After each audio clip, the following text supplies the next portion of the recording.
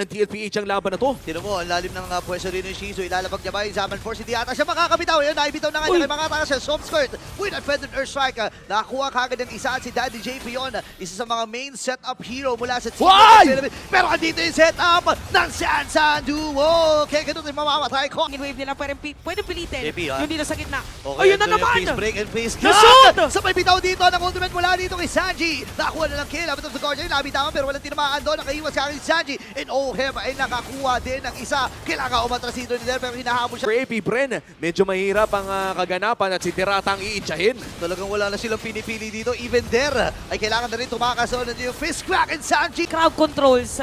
Yung suntok may pagpigil. Wait, Yoshi! Wow! Hindi nakatakas dito si Sanji kasi alam na walang breaker. Ibiabato dito si Keka doon pero nandun yung sustain. Kaya hindi kailangan lumayo. Hoy! Di kang pantaman. Doon Ay!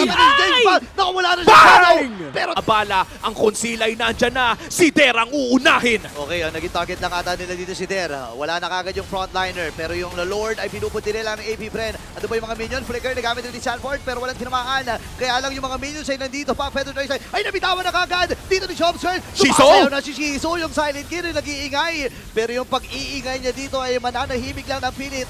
James Wakay kailangan tumakas. Pero andito na yung panibagong wave. Nakalilang mga minions. Diretso na kagad ang Team Lurk and Pinnerbeast. Mag-face up pa sila dito at